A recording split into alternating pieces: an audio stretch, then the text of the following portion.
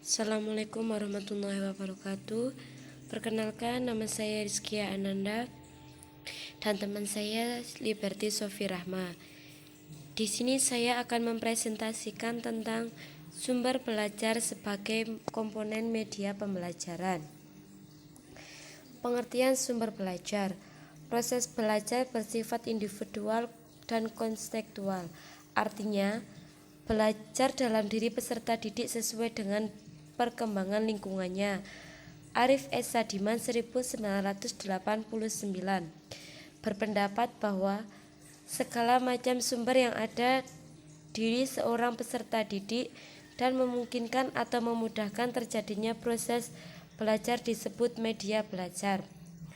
Wellington 1970 dalam bukunya Job in International Media Study menyatakan bahwa peran utama sumber belajar adalah membawa atau menyalurkan stimulus dan informasi kepada siswa.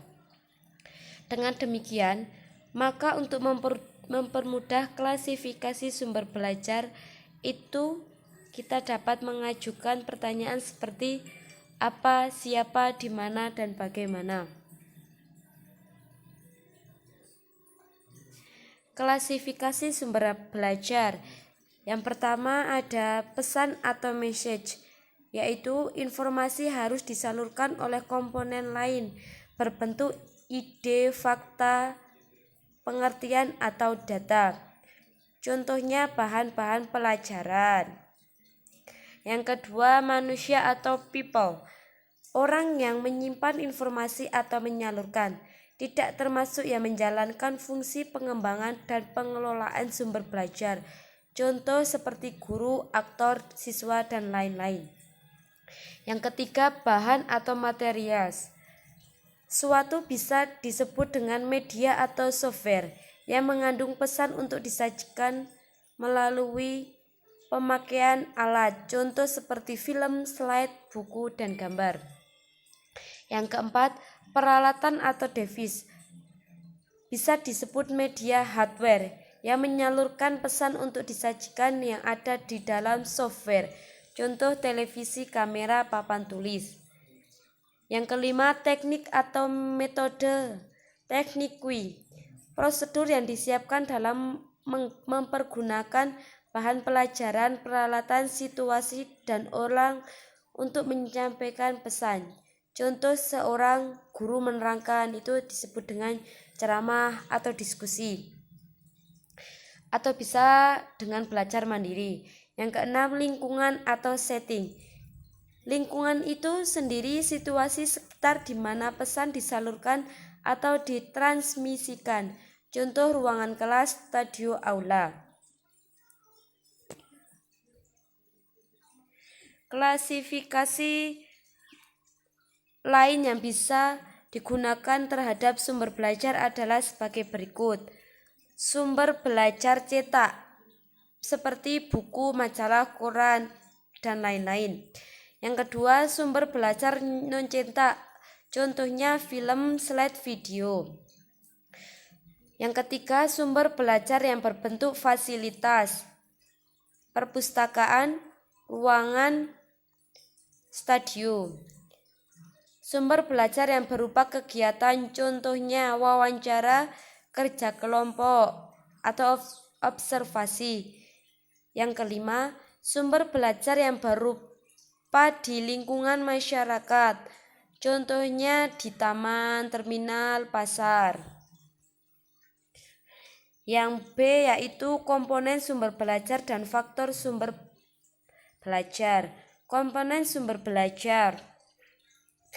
Komponen sumber belajar yang A, tujuan dan fungsi sumber belajar. Sumber belajar yang dirancang mempunyai tujuan-tujuan tertentu, baik implisit maupun eksplisit. B. Bentuk dan keadaan fisik sumber belajar. Wujud sumber belajar secara fisik satu sama lain berbeda-beda. Misalnya pusat pembelanjaan berbeda dengan kantor bank, sekalipun keduanya sama-sama memberikan informasi mengenai perdagangan. C. Pesan. Pesan termasuk komponen dalam belajar sebab sumber belajar harus mampu membawa pesan yang dapat dimanfaatkan oleh pemakai sehingga mereka memperlihatkan dan menganggap isi pesan itu secara efektif dan efisien serta terserap secara maksimal. Faktor-faktor sumber belajar: perkembangan teknologi, nilai budaya setempat, keadaan ekonomi pada umumnya, keadaan pemakaian. Pemilihan sumber belajar. Kriteria antara lain ialah harmonis dalam pengertian murah, fleksibel, relevan dengan tujuan pengajaran, dapat membantu, efisien dan kemudahan penyampaian tujuan pengajaran, memiliki nilai positif bagi peserta didik, sesuai dengan interaksi dan strategi pengajaran yang dirancang. Kedua, kriteria berdasarkan tujuan antara lain ialah sumber belajar dapat memberikan motivasi pada siswa, sumber belajar untuk pembelajaran, sumber belajar untuk penelitian, sumber belajar untuk memecahkan masalah, sumber belajar untuk presentasi. Manfaat sumber belajar. Dengan memasukkan sumber belajar secara terencana, maka suatu kegiatan belajar mengajar akan lebih efektif dan efisien dalam usaha pencapaiannya tujuan instruksional, sebab sumber belajar sebagai komponen penting dalam proses belajar mengajar mempunyai manfaat cukup besar.